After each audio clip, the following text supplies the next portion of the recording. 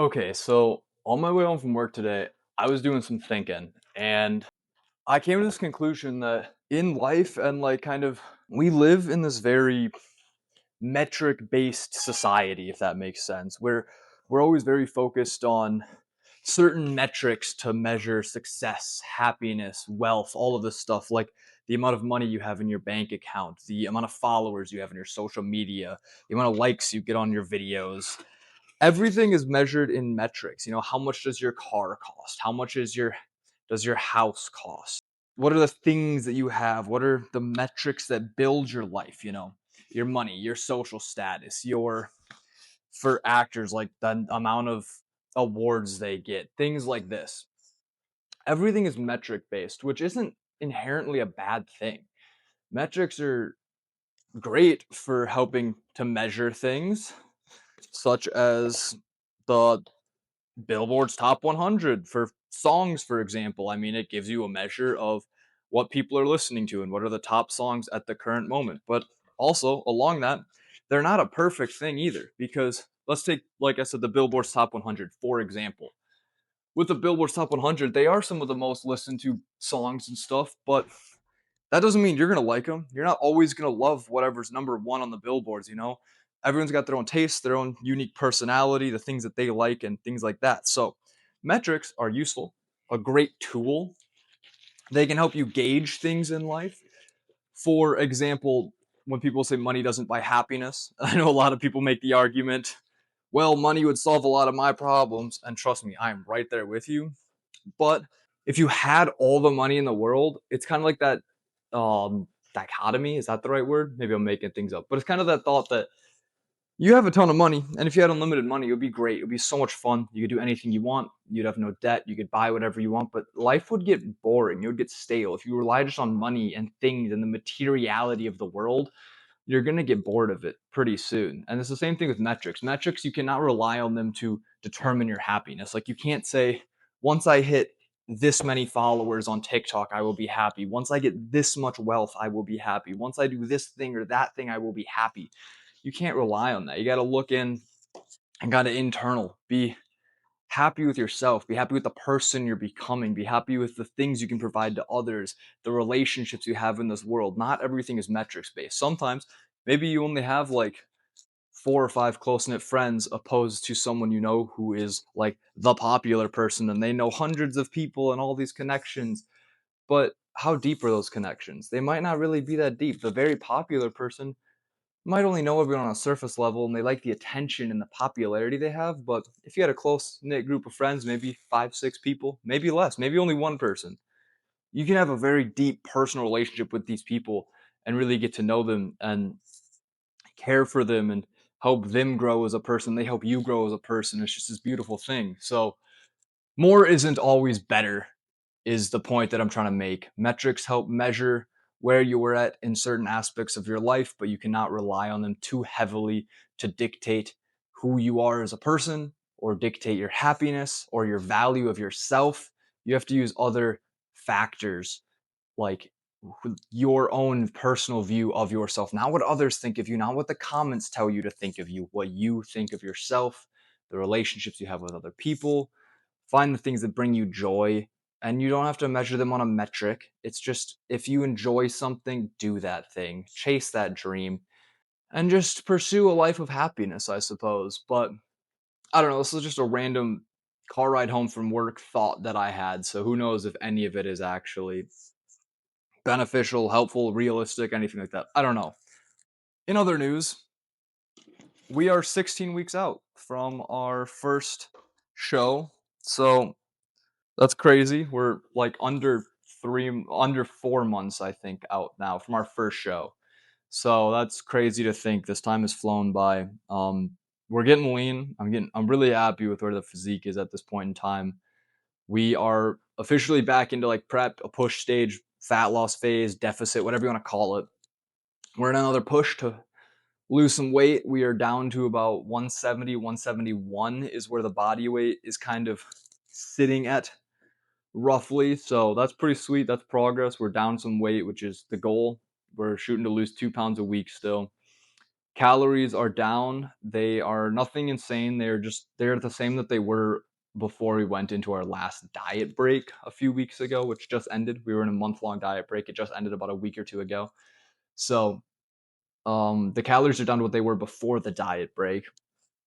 So they're lower, but nothing crazy. It's still manageable. I'm not like struggling of hunger or food or diet fatigue or anything like that. Especially the diet break definitely helped. So that's great. Cardio is still nothing crazy. It's only 30 minutes 3 times a week, so 90 minutes total for the week, which really is not that bad. 30 minutes just on like a stationary bike. That's what I do for my cardio. It's my preferred form of cardio. I talked to my coach, and he likes that too, because if we're doing stairmaster or even incline walk, they're other great sources of cardio. I'm not saying don't do them, but they can add some stress to your legs and fatigue your legs a little bit, build up a little extra fatigue in the legs, and it makes it harder for your legs to recover on your leg days, especially if you're in a deficit like I am. So I'm not doing cardio every day, but no need to put extra stress on my legs and make it harder to recover, especially in prep where, we have less energy, we have less fuel to help aid in that recovery. So we're doing the stationary bike 30 minutes, three times a week. And then steps are the same. They've been basically unchanged this whole process. We're still at 10,000 steps. So we'll see if that actually shifts eventually. Maybe but I would imagine cardio or food will shift first before steps increase. But I don't know. We'll have to just wait and see. But with that said, it's already a little bit later in the day. I slept in today, which I shouldn't have done that. That was stupid on my part, but I slept in. And luckily, I have the luxury of my work schedule being a little flexible. I'm able to come in an hour earlier, an hour late, and then I just have to kind of glide my hours. So if I come in an hour late like I did today, I just have to stay an hour later. So not the end of the world, but I had to stay a little bit later at work, and that means kind of the day's pushed an hour back. So I gotta eat my food, take some pre-workout, and then we gotta get to the gym. But yeah, I'm gonna stop this ramble session because, like I said, we're running behind. I gotta eat some food, so we'll see you when we're going to the gym. I forgot to mention we have a pull day today. Basically, starting with abs, hitting some vertical pulls, some horizontal pulls, and some biceps. Pretty simple workout. I mean, we'll have some variation there between a couple different vertical, a couple different horizontal pull variations. You'll see when we're in there. Um, but yeah, nothing too exciting. My face is starting to tingle from the pre-workout. I love that feeling. I love me some beta alanine. Get those tingles before the workout. It is a nice hot day today. It is like 90 degrees right now. So for a Midwest May, it's nice and warm. But yeah, I got to get in the gym before I boil alive in this car, considering I don't got the AC going so you can actually hear me. I'm loving this heat though, man. The heat, it just makes the blood flow better, gives you your pumps better. You don't have to do as many warm-up sets. It's just all around great. One thing I always forget about the heat though, I mean, going from winters in the Midwest, which are like below zero temperatures, snow, sleet, ice, all that fun stuff. The one benefit of the cold is it kills bugs. Now that it's hot again, bugs are out like furiously, brother.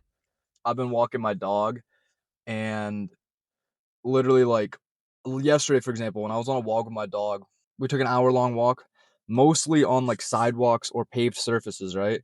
Nah, like we went through the grass maybe once or twice. I had to pull 2 ticks off of him. There was a tick on my leg and a tick on the leash. I guess crazy. Ticks are disgusting. Turns out they're out more than usual, at least according to Google AI. I Googled it and it said due to a mild winter and higher humidity levels, they're out more nationwide. So check yourself for some ticks. Nasty little creatures. But yeah, I'm gonna start sweating in this car, so I gotta get inside and get this lift going. So I'll catch you after the workout.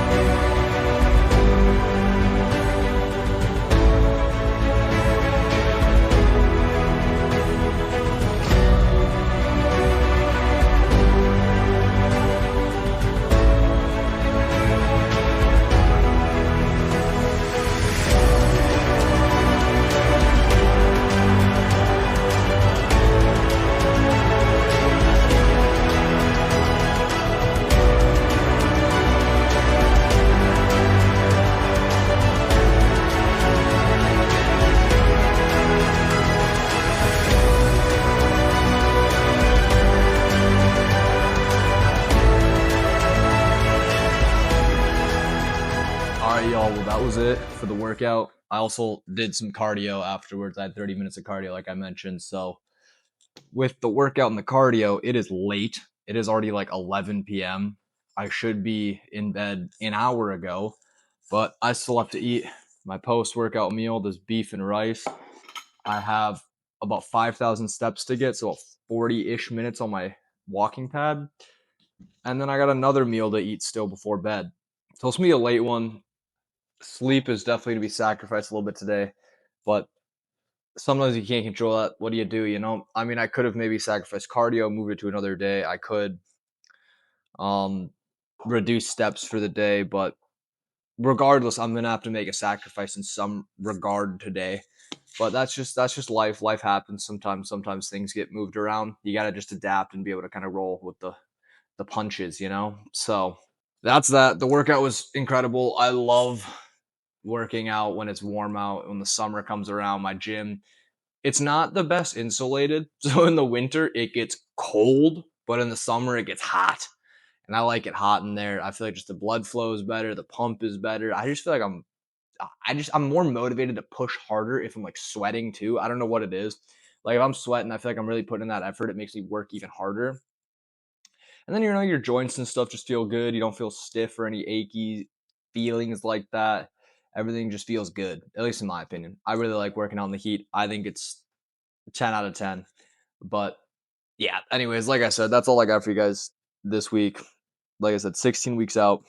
We're feeling good. We're really happy with where we're at.